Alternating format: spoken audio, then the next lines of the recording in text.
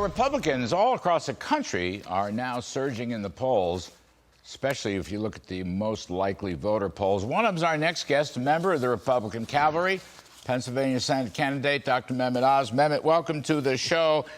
You may have heard part of our first segment, but you're from an oil state. You're from a fracking state. If I have this right, your opponent, Fetterman, is against all fracking, would ban fracking. What's your take on this story? Well, my opponent calls fracking a stain on Pennsylvania, which, of course, means theoretically people don't want to work in an industry that's a stain on your state. In addition, it tends to chill financing of those businesses. I was speaking to the Marcellus Shale Coalition this past week in Erie, and they feel abandoned. They don't feel like they can actually trust the government to take what they want to do seriously. And I got to say, I think if you want cleaner, cheaper, and more secure energy, use what Pennsylvania has beneath my feet right here. We don't want to be relying on adversaries, as you and Rick Perry were talking about earlier. We should unleash Pennsylvania energy. It could be driving up to a third of inflation. It'll help tremendously for the nation as well, but it'll also help our local communities here. We have the solutions. The frustrating part is even the folks serving you coffee in diners know about energy policy in Pennsylvania, and we feel like we're handcuffed. Yes, sir. Okay, Mehmet, hang on. I want to play some sound from an ad that's running and then get your comment. Please take a listen. Setting violent prisoners free while borders overflow. Soon may the Fetterman come to bring us radical socialism. One day when the nation is done, we'll wish we'd told him no. All right. It's a pretty hard-hitting ad. I know. You're smiling. I'm smiling, too.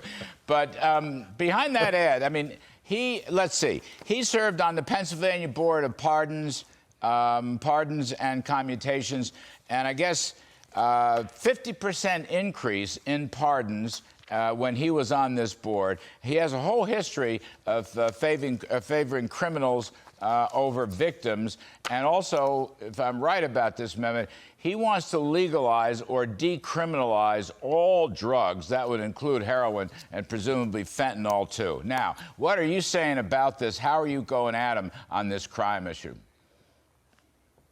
Well, first of all, safer streets affect a stronger economy, right? Franchise owners in Philadelphia are losing members right and left.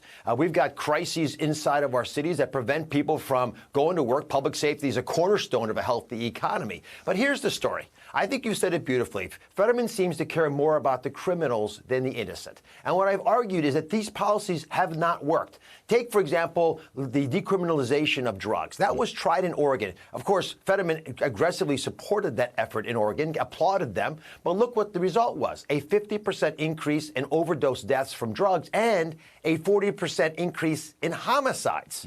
So you actually have lawlessness. And that's what's going on now in Pennsylvania. The Fraternal Order of Police, the state troopers, all the major groups have endorsed me because they feel undermined and abandoned by John Fetterman's approach to them. And when you want to release 1/3 of all prisoners and desire to release murderers who are in jail for life for a reason, people get upset. And of course, businesses won't invest in these high crime areas. There's a huge health penalty as well that is paid. People feel stressed out. Post-traumatic stress disorder numbers are in the range you see in refugee camps. I mean, this is really bad stuff that's happening in our urban areas. He doesn't have an answer for it. And my call to action is simple. As a doctor, if I try a medication, it doesn't work, I've got to live with the consequences and change my approach. He's not willing to do that. Yeah, and I'm also, Mehmet, I've heard from time to time, Fetterman is a big critic of free market capitalism and business in general. I know you're a doctor, but I know some doctors that are very good on free market capitalism and business. Are you one of them?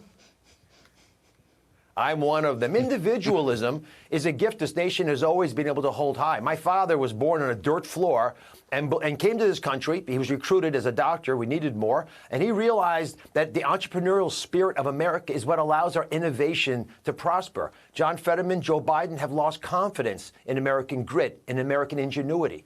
And that's one of the reasons that there's no agenda for prosperity when you actually look deeply into these far-left ideologues. I believe strongly in the American dream. I believe in you. Because the viewers of this show right now have a much better idea of how to run their lives, their businesses, and influence people around them than the U.S. government can.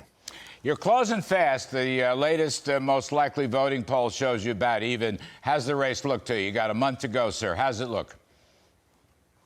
I'm very confident. We've got lots of support coming in from all parts of the economic spectrum. I please would encourage viewers right now, go to droz.com, consider supporting my campaign. We're going to make you very proud on the 8th of November. The issues we stand for, safer streets, lower taxes, a stronger economy, it's what we should be arguing, the kitchen table issues that will put Republicans over the top in this midterm election.